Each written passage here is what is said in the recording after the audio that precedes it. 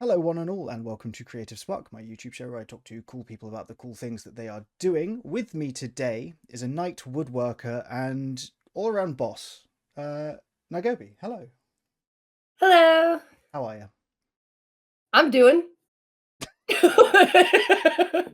Doing relatable. I'm here. I'm alive. Mhm. I, I got a nail in my foot, but I'm not in the ER. So I think doing is about as best as we can describe it. It'll do. That's all we can ask for sometimes, How are right? you today? I'm doing. Oh, I don't have a nail in my foot. I was about to say, like, are you part of the foot nail club? Are The you foot nail like... club. I have nails on my foot, but in like a No, no, normal no, no, way. no. Yeah, no, Yeah. no. I'm talking about the experience, not the body part. You know what I mean? I don't think I've ever. This is a strange way to open it, but here we go. I don't think I've ever managed to put a nail in my foot. To be fair, I have accidentally. Oh, this is. Skip ahead like 30 seconds. Um, if you don't like body stuff, I have a weird detachment from my body in general. I think it's part of ADHD and hypermobility, as we were talking Yeah. about. I had verrucas when I was a kid, and I managed to numb them all, but they wouldn't go away. So I got scissors and I dug them out. And at one point, one of the blades of the scissors did slide under the skin of my foot, which was Oof. deeply unpleasant. Yeah. Yeah, there we go. Yeah.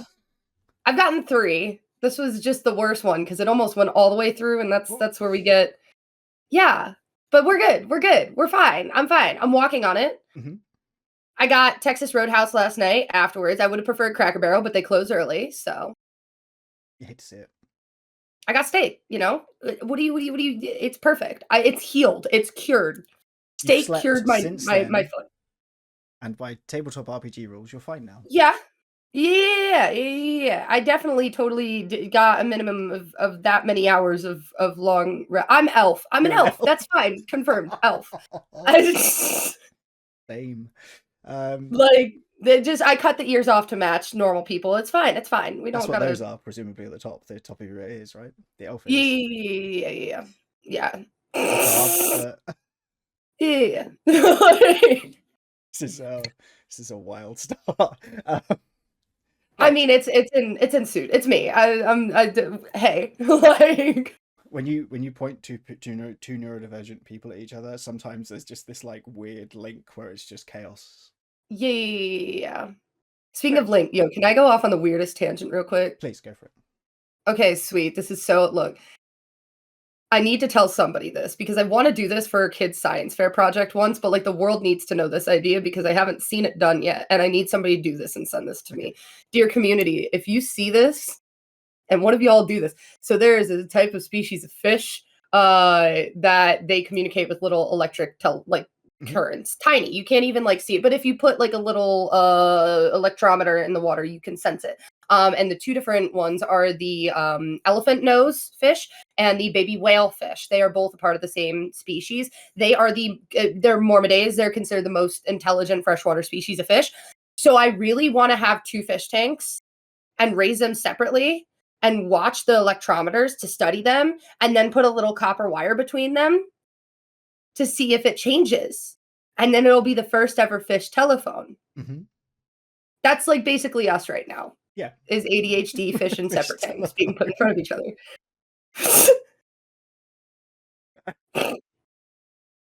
I just Yeah. I just gotta know, you know. No, go for it. Is it enough? Could you harness electricity to power like a neon sign in your gaming setup? That'd be insane. If they made that much electricity, that'd be wild. That would be cool though to have like a little electric eel tank back here. Yeah. And then like every so often you see like a little like Gobi sign light up while it's streaming. Like, oh, they found a snack. Like, Wait, what are they eating? yeah. Oh yeah. Get the horror of like, is it each other? Like you just typical fish keeper Oh no, it's the behavior. finger. Wait, why is my finger in there? That's the question. Anyway, Probably congrats on something getting stupid I did. congrats on getting 3,000 followers. That's Thank subscribers, you. whatever. Very weird. It's very weird. It's a very, very odd. I started in December. People aren't supposed to know me. Go away. Like, You're so, doing like very well, yeah. I, Yeah, it was very weird. I think part of it, I've been very blessed to make a lot of connections in the community through Trikiros. Like reached out to me on YouTube on my like second ever video, second or third, Mhm. and they were like, "Hey, do you want to just join a community of like creators?" I was like, I don't. Who you're? I've watched your content for. Why are you talking to me? Why are you talking to me? It was a very weird thing. Mm. They invited me to be a part of their Flarefall campaign. They did like an actual play one shot. And then from there, I've been meeting people left and right. And so I've been very lucky to kind of simmer through that. But also I just meet people. I'm like, we're friends now. Yeah, Yeah. we've had a conversation. Therefore, yeah, no, I'm also the Yeah. same. Yeah. I've talked to them once. Get it. Therefore, and then eventually it dawned to me that maybe that's not actually the way that the world works. Yeah, but you know what? I'll live in my blissful ignorance. You know what I mean? And at the end of the day, what I've learned growing up, right, is I used to care whether or not people thought I was their friend, Mm. right? I grew up with like autism, and so like it was a struggle for me, and so I used to care a lot about it. And then I learned as an adult, I was like, well, I could care, or I could just be their friend. And then if they don't think I'm a friend, I mean, they're probably still going to be nice to me out of feeling bad for me. So like either way, I get to live in my happy little ignorant bubble of just being nice to people. Respect it. I mean, that's the being nice to people is a good way to live. It's Yeah. needlessly philosophical for one of my interviews, but here we go. It's that or existential dread. So, you know, Listen, pick we a could talk poison. about either one. Let's do like We'll well, this is read no between. longer it's D&D adjacent because I D&D and you D&D. Let's do you believe in God?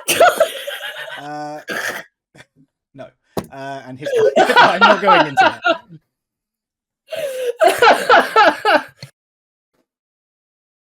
That Oh might my be the title god. of the video. Do you believe in God? Yeah. It's a solid one. I won't remember that come at the end of the video. So that's fine. So let's go back 3 whole months to when you did start. What inspired you to want to start a YouTube channel? So, I actually didn't originally want to start with this channel. Sorry for my coughing. It's okay. I haven't laughed this hard in a bit. Can you apologize? So I actually wanted to start with a actual play and a podcast. And so I've always wanted to share my world with people. And that was my biggest inspiration, was getting to share my world with people. And that was about a year and a half, 2 years ago almost. Like when I first started DMing, I started DMing with the idea of I want to make content out of this because I love my world so much. But it's been very, very difficult to find players who are good and comfortable being on camera. Yeah. And on top of that, I had my intro to D&D was hell. It was absolutely the worst thing I've ever experienced. It's a miracle I'm still into D&D, but we had a person who was a friend, roommate, family, very integrated into our lives, was our DM. So he would kind of punish us in game and then out of game if we would try to leave. And he was just, it was a wild year and a half of my life. And when I got out of that, it took a lot of healing. But once I was like starting to feel grounded again, and I was like, I feel like people should have somebody in the community to remind people like it's okay to make space for good D&D. There's a lot of creators who talk about like the technical aspects and the very like rule driven stuff. And so I was like, I've been a streamer twice before full time. And so I was like, I really I have the background to do it. And hey, if nobody else is going to be talking about like the more emotional aspects of this is something that I would love to be able to put out there and maybe build a community enough that when I do get actual play started, it kind of carries over into that same area. But yeah, so I was too scared to do it for months. And then one day I sat down and I was answering Q&As about D&D stuff on my Instagram story. And I was like, I made my background all pretty and stuff. And I was like, I could film a YouTube video. And that was my first video. Is I literally was just like, it was a 2-minute video of me going, hi, I'm Knigobi and I'm a DM. And it's really awkward and real weird, but it broke the ice. And that's like the hardest part sometimes is starting. And ever since then, I have 32 videos scripted right now, like basic scripts. I don't do full scripts. I do like hot points.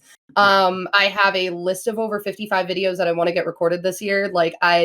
And that's just like the fresh start ideas. And I've got like a bunch already at it. I am a machine and I can't keep up with my own brain. So that's very neurodivergent of you. yeah. What I was going to do is commit to this more than I should. And then here we are, basically. What got you into interviewing people? I like talking to people. Just nosy. That's fair. That's fair. No, I mean, that's one way. The one that really inspired it was I interviewed Brennan Lee Mulligan for Dicebreaker like a year and a bit ago. And I was like, oh, I do like doing interviews. And then I reached out to a friend who plays Mizora in Baldur's Gate 3. Reconnected with her, and I was like, oh, would you be up for an interview? And blah, blah, blah. And I was like, oh, no, I could, maybe I should just pitch more interviews because I do freelance journalism. Yeah. And I realized that the people I'm interested in talking to, there aren't always outlets interested in having stories on those people. And I was like, well, I could just do it on YouTube, I suppose. I don't know if anyone will want to talk to me, but we'll give it a bash. And Pointy Hat said yes. I think that was in June, I guess, maybe August. I don't remember. Time is a lie. And here we are. I think 27 or 28 interviews later. So. Oh my gosh, yeah, that's crazy. I'm also little fun lore. I'm terrified of Brennan Lee Mulligan. Listen, I keep joking with my friends that I could never be in a room with him or meet him because look, he was one of my biggest inspirations. Him and Abria were like the reason why I got into DMing. And then when I was doing those Instagram Q&As, I had a mini panic halfway through the video, forgot his name, which is wild for me because he's like one of like my idols. And in the video, I was like, what's his name? Oh, Brennan. How did I forget the name? You know what? It's not like he's going to see, he saw it. I have a screenshot of the fact that he saw it. And like, I'm a nobody. So I don't think that I live rent free in his brain, but Brennan seems like the person where like I have particular enough hair and voice and look that if he were to see me, he might be like, you're the one who forgot my name. And I'd have to drop off the internet. Just like, gone, deleted, gone. Yeah, I'd have to delete all my accounts. I'd have to never be seen in public again. Like, I don't know what to tell you. So, like, you know, He probably wouldn't. Having talked to him, I feel like he probably wouldn't be mean. Not like in an angry way. No. Not like in a but even in a joking way, it would just be. But like even in a joking way, if there is that like 1% chance that he did like this went into his subconscious that I forgot his name, that's it. He'd be like, no, we're just kidding. And I'm like, it's too late. It's already gone. I'm like, look, I don't even have a phone anymore. Like it's just crumbled to dust. Yeah, delete all the accounts and throw it as hard as I can into a lake, you know? It wouldn't be the first time I lost a phone to a lake. I just wouldn't go get it this time, you know? Your lore is insane. Just little nuggets of just pure absurdity throughout this.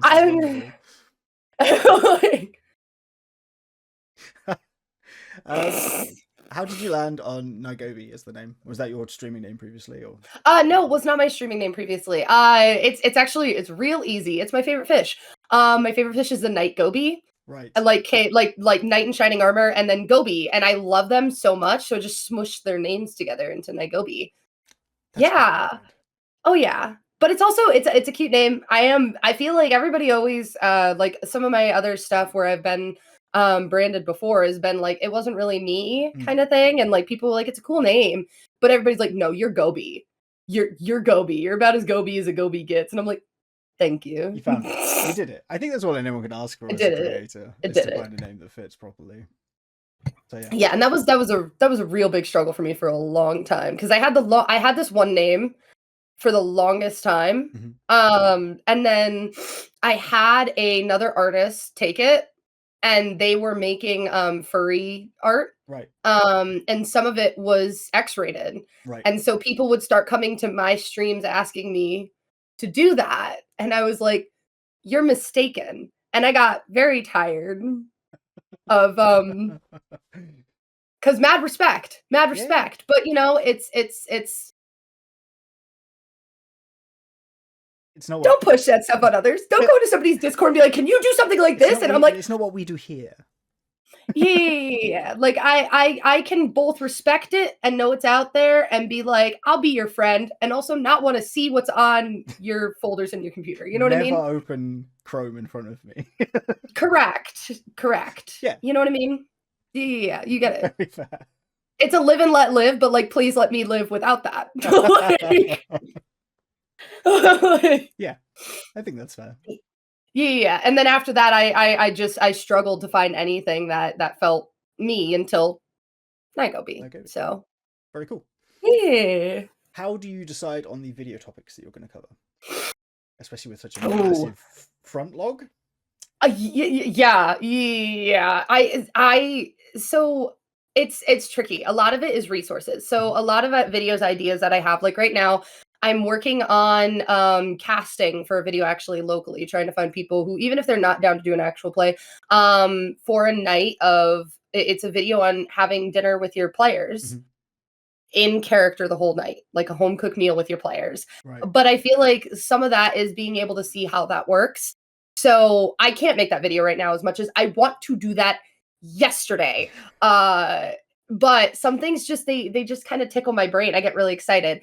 But if people in the community are looking for something in particular, I will like look down my list, see if there's anything that's adjacent that I could like kind of throw that into. And if not, I kind of prioritize that stuff, because if I can make a difference for anybody, that's kind of what I'm here for.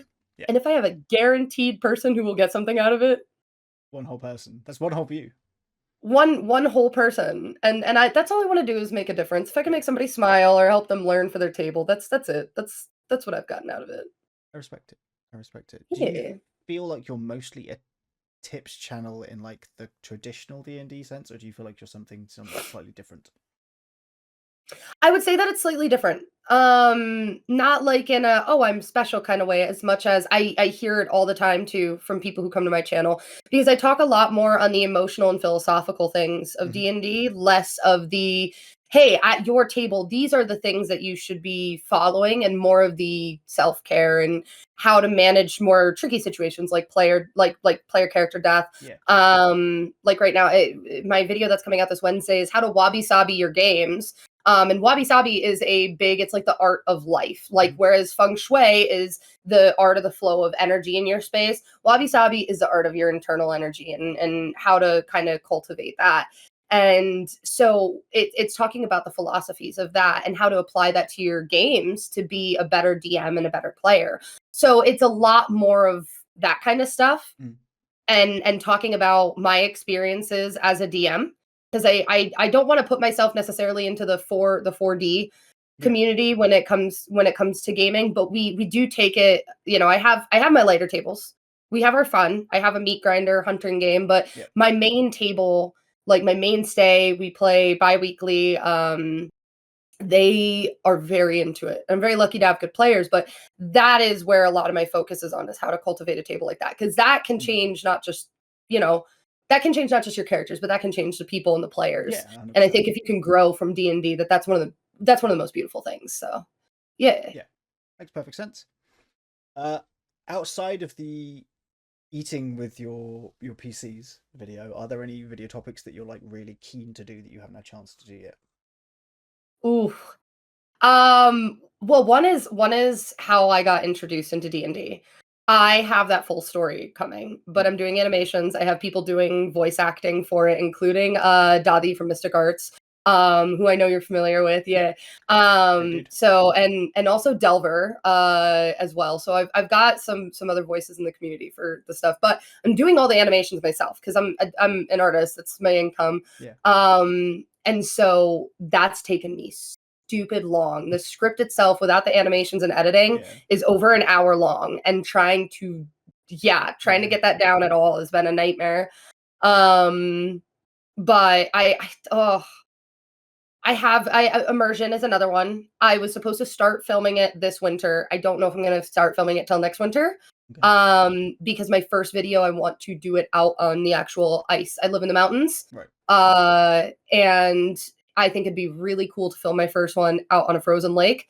We just didn't, it was not safe this winter. The ice was, but the weather was not. We had a couple of, I think it was about like 3-4 weeks ago. We had what I lovingly call a snow-a-cane up here. We had like 50-mile-an-hour winds. My car got into a block of ice and it did not start afterwards. So I have to have it towed to get it fixed this week because it just finally melted enough that I can get it out. So it's been brutal winter up here. So that's one, and that's a whole series on how to, get more immersed in your games. And then also mixing in some of my cosplay stuff with it. I want to either in the next couple of months or next year, if I save up some, I want to get my whole party together and make their characters armor and then go to a Ren fair, but Very cool. do a video on, bringing characters to life. But with that, so there's so many that I'm like really passionate about, but because I'm really passionate about it, I want to do right by it. That's very fair. Do you Yeah. always feel the need to be like kind of perfectionist about all of your videos, or is it just the ones you're really passionate about? And I wouldn't even necessarily say perfectionist either, as much as if there's certain aspects that I feel are going to really be important to it. I feel like I have to, but I don't usually. So my scripts are bullet points, just for the talking points. I don't have like a full written script because I can't do that. I can talk like this for hours. Yeah. I can't read off a script. Yep. Can't. So, I find that a lot of my stuff is more lax and just having a conversation with my viewers. Yeah. Whereas, like I said, there's just those couple that I have a passion for that I want to make sure that the visuals and the stuff that helps me learn is there for other people. Like right now, I'm supposed to be doing a video on how I build worlds, and I build physical worlds out of a foam craft ball at random. I like stab into it and like add hot glue, and then I'm like, okay, how does this geography work with where would people kind of settle? Yeah. And so that's how I built my world, and I want to make a video on it so badly, and I literally have not been able to find a 12-inch foam ball. The rest of the video is easy. Like there's no level of perfectionism when I'm taking a steak knife, stabbing into a piece of foam. You know what I mean? But if I need that visual representation for what I'm trying to communicate, I feel like I have to find a way to include that. That makes sense. It's not so much about perfectionism as it is just kind of doing it justice. Yeah. It makes perfect sense. Oh yeah. If I was a perfectionist, I'd never get anything done. It's not worth it. Ever. Yeah. You have to kill that part of you. If you're a perfectionist, it's very important to stop. Yeah. Oh yeah. Oh yeah. Yeah. This is speaking from experience. It's not worth it. Yeah. What do you feel is the general aim of your channel? I really want to build up like a really good community of people who share the same ideals as me when it comes to taking D&D more seriously. Not necessarily all your games. Like I said, I have my casual games. But having people who are also spreading the like be kind at your table, be accepting. Like we don't have to be jerks to other people, and to hopefully open people's mindset to, reconsider and kind of change their perspective on a lot of the gatekeeping that comes in the community. But I just really want an accepting place where people can feel like they can learn more about D&D more than just what they can get from a book. And then eventually, like I said, having an actual play and being able to share my world with people is the like big long end game. I have a big outbuilding on my property. It's like an 800 square foot building that is ready to be insulated and finished into a studio out there, where I'm very excited for all the future stuff that I want to work on, but it's really just getting to share what I love with people. That's very cool. Very, very cool. Would you like to be doing the YouTube stuff full time? Is that your main aim?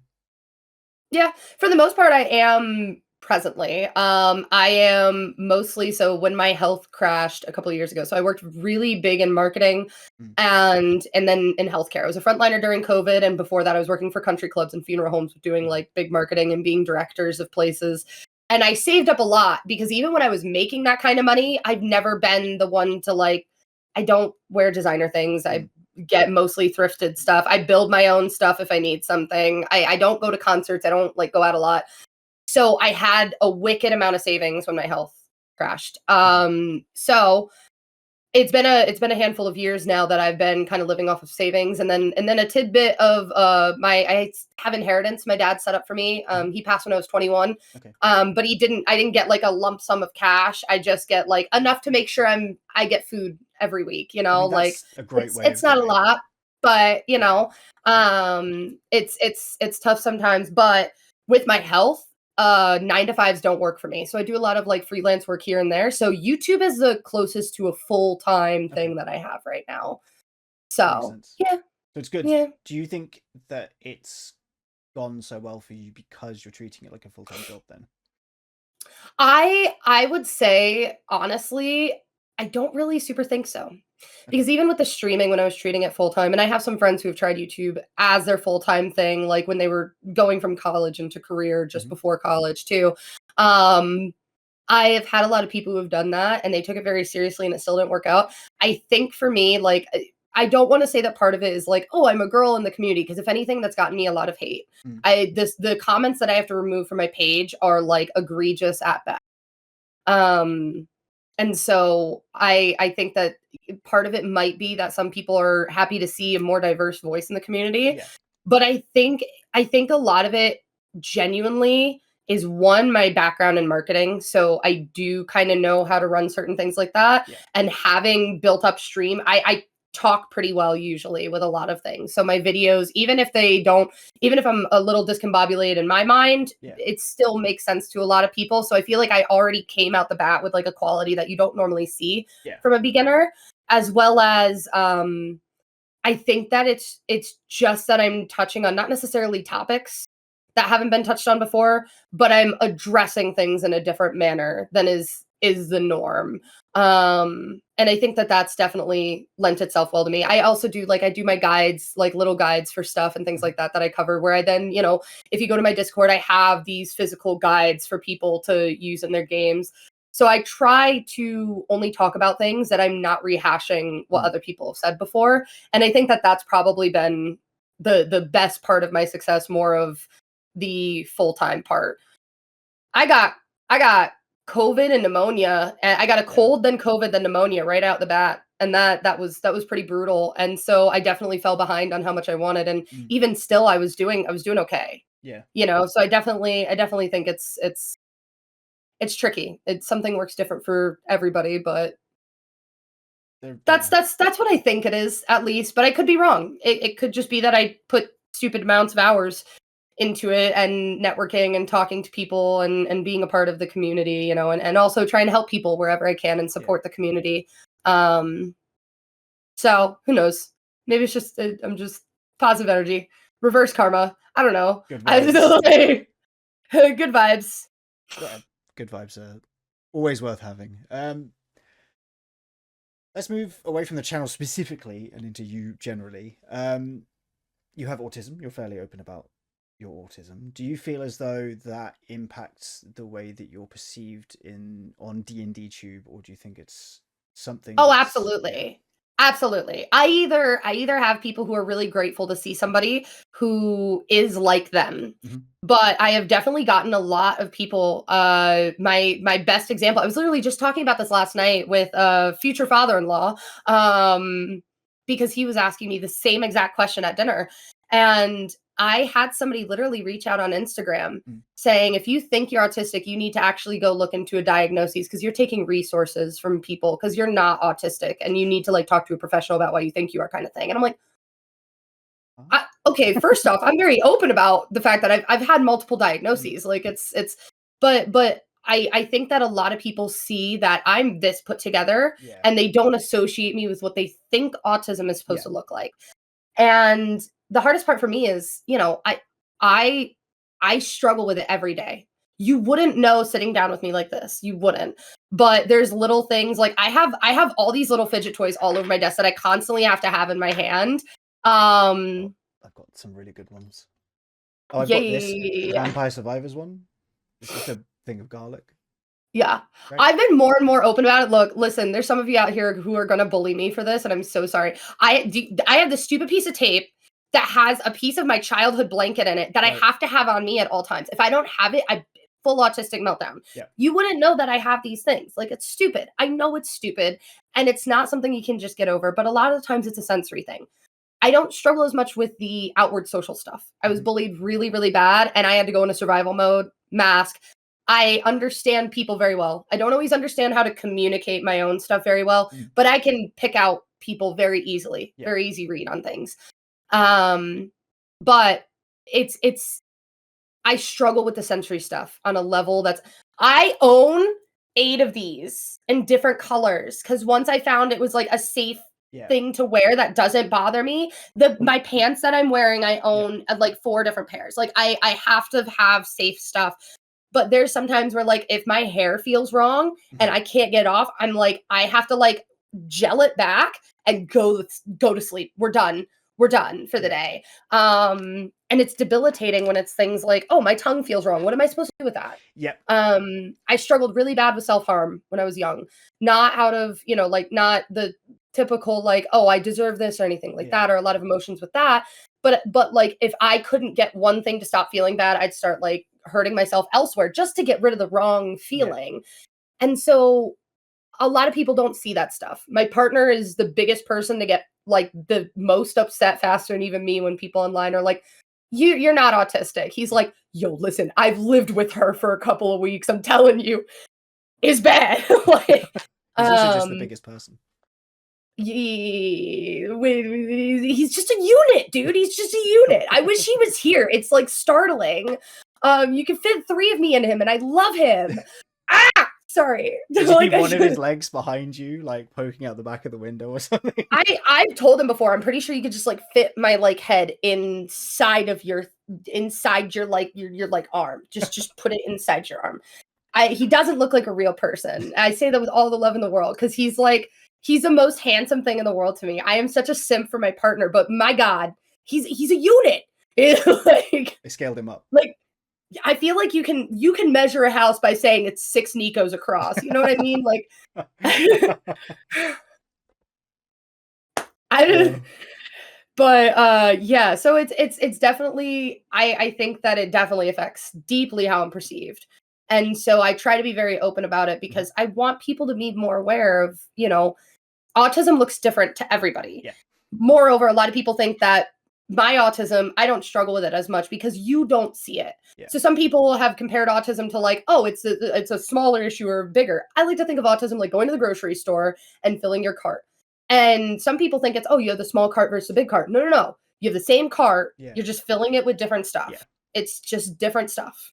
And so that's where it gets tricky is how other people perceive it. Thinking it's higher or lower gets me either a lot of support and people who are like, I haven't seen somebody else like this. And I'm so scared to speak out and be attacked for like, but you're not.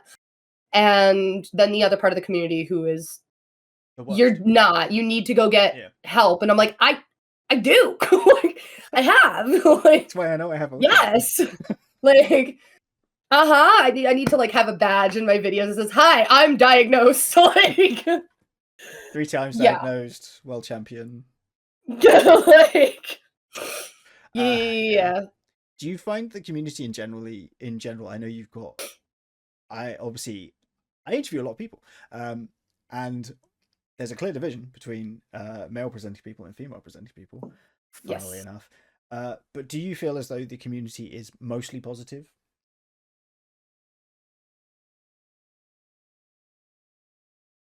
I'm gonna say that it is a weird like 50 25 25 divide. Okay. 50% of people do not care. Yep. They don't care. I'm a voice in the community and that's it. 25% of people are the people who are like, not worship is a weird word, but they are so ecstatic to see a woman in the community, and some of them get a little weird about it. But this 25% hates the idea that I'm a woman playing D&D. Okay. And they tend to be such a vocal majority. Like they're so loud and so harsh about it. It's not just like, we don't like that you're here. It's, mental illness hair and like, hard to understand because they're a woman, and they're so aggressive with her, or going as far as DMing you, saying like, you're bringing more people as hobby that we don't want. Like, you need to stop doing this. And I think that it makes it feel like it's a lot more the community because of how Because they're louder. vocal they are Yeah. and how loud they are. But I definitely don't think it's I think that would be the best way that I could divide it. Makes sense. Is there something you think the average commenter or viewer can do to kind of help minimize that portion of the community? Sadly, I don't necessarily think so. As much as I really, really wish that it was, these are people with preconceived notions that happen to also play D&D. Yeah. And so I think that anybody who's going to have a problem with me being a woman playing D&D probably have a problem with women, not necessarily women playing D&D. They have a problem with women. They have certain expectations from people based on what they identify as or what they were born as, and that's not. I don't think that that's right or that's fair. But I also think that with any luck, I will always say that D&D, I mentioned it earlier, can help people grow as individuals. And I can always hope that these people one day get a DM who sees them, and instead of kicking them from the table, I'm not one to like always ostracize people. I'll see where we're at with the table. I'm not going to put somebody who's super sexist with a bunch of women, but that they bring them to a table of other like-minded individuals and they say, hey, I'm going to help change their perspective on things. And maybe the game will help them grow. But I don't think that's everybody's job to do. I don't think the average player should be doing that. And I don't think the community can really do anything, because if you ostracize them, they're just going to be pushed further back into their echo chambers, and that's not going to change anything. They just might be quieter about it and do it in private, like DMs or harassing in person, Don't be that guy. That's the only message I have regarding that. Yeah, my theory on it is I never get it, because even if let's say you're a terrible person, right? You're a terrible, horrible person. Why would you not want to be nice to people to get what you want? Like, there's no benefit in anger or nastiness. There's nothing. You get nothing other than feeling like you get an immediate dopamine release of saying what you want to say, which is why it's so immature. If you take 5 seconds to think about what you're doing, there's genuinely no benefit to being mean or nasty and putting people down. I mean, that's not to say I'm perfect. I definitely I've said some mean things in my time, retaliation, but nonetheless, I may be the picture of consequences of my actions, but but I to go out there and intentionally try to put that negativity in the world is a very different breed. And I don't think, as much as I wish that D&D was all positive, I think being realistic, this is a societal thing, Yeah, that makes perfect sense. You've sort of mentioned this during the interview a couple of times already, and I know that you've got shorts on this as well. You're a very hands-on person. You do woodwork, you build armor. Yes. Where did that all start? I've always been this way. I have always been this way. When I was a kid, I built a fort, except while everybody else was building like little tents, I literally went to the construction yard next door, got a bunch of wood, and I had nails and a hammer, and I built like an actual fort. I have literally always been like this. The first costume I ever built was Bumblebee from Transformers. I did it all out of cardboard over weeks and weeks and weeks time. And I was only like 15 at the time, and I had the full thing. I've always been like this. I've been a weird kid. I didn't start doing a lot of the heavier woodworking until recently, though, because I was more intimidated by it because power tools. And it's kind of this barrier to entry. Until you try it, it's like a little intimidating, Yeah. And then, so I love to fish. That's another little thing. I love fishing to an ungodly amount. And fish love me. I have a character creation video, and you see that I'm holding this fish to do a gentle release. That's a snippet. It's like a full minute, and it's a snippet of a 15-minute release because the fish just didn't want to go. I don't know what to tell you. Fish love me. Yeah. Fish love me. I fear me. I don't know what to tell you.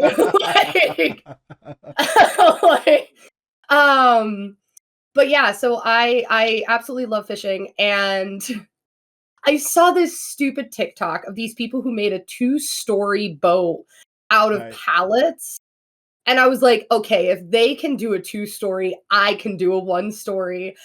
So I got a bunch of free reclaimed pallet wood, all free. And then I had an old motor that I would put on a tiny little John boat that had a hole so it would sink.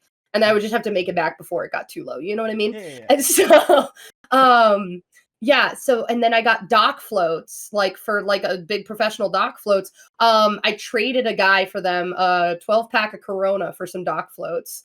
And I made a boat, and now I have a 10-foot by 6-foot pontoon boat that I built myself, and that was my first big woodworking project. That's amazing. Yeah, that's where I fish during the summers. I don't get off that boat. The second it's warm enough to take that son of a gun out, I do not get off it.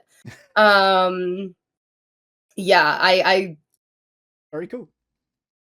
I love it. I've always been weird with that stuff. I mean, look, every neurodivergent person has their weirdnesses.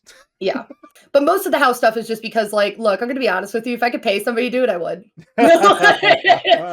But my taste when it comes to like house stuff, Yeah. I have like aged fine 100-year-old wine taste and like beer money. Yeah. That's such a great way of putting it. It's not happening. Yeah, and it was very much this house was a fixer-upper. So it's a big house. It's almost 2,000 square feet, which is Wow. like huge. And I have, land. And a lot of people hear that and like, you're rich. And I'm like, no. It was a hoarder's drug house that I bought, where it was literally like I had to replace all the subfloor. I had to tear everything out, and I've done it all myself. If you were to bring a company in to do it, our estimated costs were over $100,000. Then we could talk about me having $100,000 in my pocket. But instead, everything I've done myself, most of the material I've gotten for free off of Facebook Marketplace, and I just truck through it. So it's very cool. Necessity. I mean, look, necessity breeds creativity or something. Yes. There's a saying along those lines. That might be the right saying. I don't know. I can't remember. It's something. I know it's something. My brain's but now I can't glitching remember out it. now. It's fine. Yeah. Is that something you want to introduce more into your videos? I may do small stuff. I have a couple of home renovation videos on TikTok. I don't really touch TikTok anymore.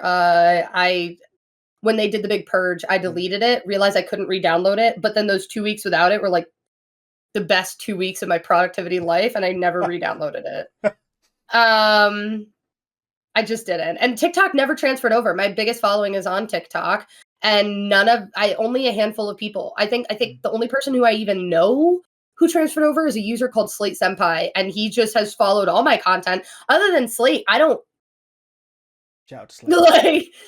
Yeah, he's a G. Let's go. But yeah, TikTok doesn't transfer, so I'm like, I'm putting all this work into stuff that like is not my passion, So, but I do have a couple videos over there, and the one thing that I found is, I'm working with power tools. I'm heavy lifting stuff. It is a lot to do in the first place. Yes. If I had somebody who could film for me, that'd be another story. But when I'm like, I should be focusing on the safety of climbing onto my roof, and I'm like, hold on, let me just fix my camera real quick. No, no. And I very quickly learned that I do stupid stuff. I almost took out my hand fully, fully with look, we don't listen. It was a bad day. And I was on my drill and I was trying to get this screw in, looked over to make sure my camera was okay, and went down and into my hand. Yeah. Until you've had a drill bit rip apart your hand, it's a different. It's not where the drill bit goes. Pro tip, not where the drill bit goes. Pro tip, not where the drill bit goes. Yeah. So that was kind of my breaking point, was when I did that oopsie poopsies, and I was like, I think I need to focus on safety. If I have to film it, sure. So when I do small things, like I want to make my own DM screen at some point, because I know what I want it to look like, and I don't want to pay somebody to do it because like I want to do. So little things like that. I do have a big design for a big gaming table. I've made one gaming table before that we play at now, that has like the inlaid table with like the LEDs and everything. So I do have a big game design table. Once we get the kind of studio built out, when I go to build that, I'll probably include it. But I don't know if it's necessarily going to be something that I work on focusing on, just because safety is important. It's important. Yeah. You are meant to not do that. So yeah.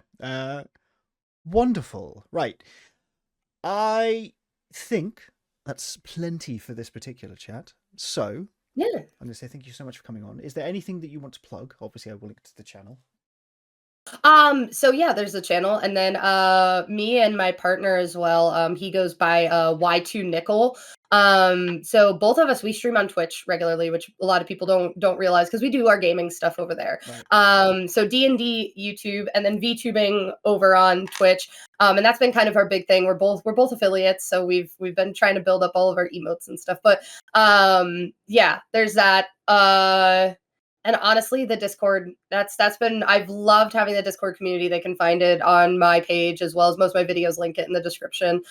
We have an awesome community over there. Everybody's really, really lovely. And we also have like a little creator section. So creators can talk amongst themselves. And, you know, as much as it sucks to have that little bit of separation for something, sometimes you don't want to talk to your viewers about like metrics or like thumbnail feedback and stuff. You don't want to know about thumbnails, viewers. You don't want to know the horrors of thumbnails. Yeah. The 5-hour false Hydra thumbnail that I did custom art for, and is till today my worst performing thumbnail I've ever had. Oh, that's right. Yeah. Oh yeah. But yeah, so that's really just it. I love having people come by and see the stuff and help people out with growing with D&D and stuff. So, but it's amazing that you reached out and you wanted to have me on your channel. My mom was very emotional. I feel like I had to be like, "Hi mom, love you," because she's definitely gonna watch this, and I love her so much. But yeah, she was like, "You got an interview?" I was like, "Yes, mom." like I did. She's my biggest rock. She's my biggest support. Like I owe her everything. But yeah, it means a lot for you to have me onto your channel and give me a voice in your space and stuff. Not at all. As I said, everyone is doing me a favor by taking time out to talk to me. We could go back and forth arguing about this for a while. Yeah, let's not do that. So let's just wave at the camera and we'll call it even for now. Yeah. So thank you so much. Goodbye, everyone.